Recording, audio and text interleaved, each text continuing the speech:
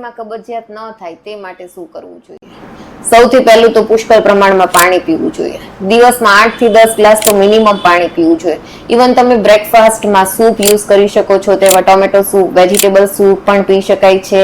દિવસ દરમિયાન લીંબુ શરબત, મોસંબીનો જ્યુસ પી શકો છો, જેથી કરીને પાણીનું પ્રમાણ બોડીમાં મેન્ટેન રહે.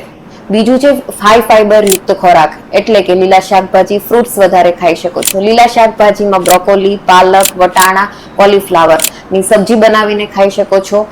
વેજીટેબલનું ડીપ કુકિંગ અવોઇડ કરવું જોઈએ. તેને શેલો ફ્રાય કરો અથવા તો સ્ટર ફ્રાય કરી અને સબ્જી બનાવી શકો છો. અને પાર બોઇલ કરીને તમે સલાડ્સમાં યુઝ કરી શકો છો, પરાઠામાં નાખી શકો છો અથવા તો સૂપ બનાવી શકાય છે. બપોરે જમતી વખતે 1 વાટકી સલાડ ખાવું જોઈએ, જેમાં કોબીજ, ગાજર અને બીટ ખાવું જોઈએ.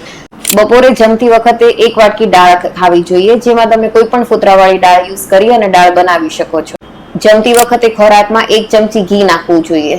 બીજું છે પૂરતા પ્રમાણમાં ફ્રૂટ્સ લેવા જોઈએ. ફ્રૂટ્સમાં તમે કેળા, સફરજન, જમરૂખ, કીવી અને દાડમ લઈ શકો છો. રોજ 1 બનાના તો ખાવું જોઈએ. 1 બનાનામાં તમે અડધી ચમચી મધ અને અડધી ચમચી ઘી નાખીને ડેલી 1 વાર જમવું જોઈએ. સાંજે 3 થી 5 ના ગાળામાં અડધો ગ્લાસ હુંફાળું પાણી લઈ તેમાં અડધું લીંબુ નીચવી અને અડધી ચમચી મધ નાખવાથી પણ ઘણો ફાયદો થાય. જમ્યા પછી 1 ચમચી અળસીનો મુખવાસ ખાવો જોઈએ, કારણ કે અળસીમાં નેચરલ ડાયટરી ફાઈબરનું પ્રમાણ ખૂબ જ વધારે. ખોરાકમાં કેલ્શિયમયુક્ત ખોરાક એટલે કે દહીં, દૂધ, છાશ અને પનીરનો ઉપયોગ કરવો જોઈએ. જમતી વખતે 1 વાટકી દહીં ખાવું જોઈએ, કારણ કે તેમાં નેચરલ પ્રીબાયોટિક એજન્ટ હોય છે, જે શરીરમાં નોર્મલ બેક્ટેરિયાનું પ્રમાણ મેન્ટેન કરે છે. રિફાઇન્ડ પ્રોડક્ટ જેવી કે white sugar, white bread, white rice avoid કરવું જોઈએ. તેના જગ્યાએ તમે brown rice, brown sugar use કરી શકો છો.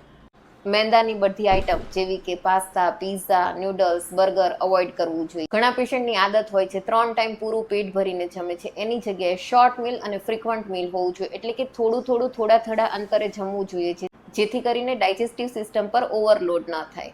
Spicy food, junk food avoid કરવું જોઈએ. ખોરાકમાં લીલું મરચું અને લાલ મરચાંના પ્રમાણ પણ ઘણું ઓછું હોવું જોઈએ. ડે ટુ ડે થોડી ફિઝિકલ એક્ટિવિટી કરવી જોઈએ. મોર્નિંગ એટલીસ્ટ 15 થી 20 મિનિટ સવારમાં મોર્નિંગ વોક કરવું જોઈએ.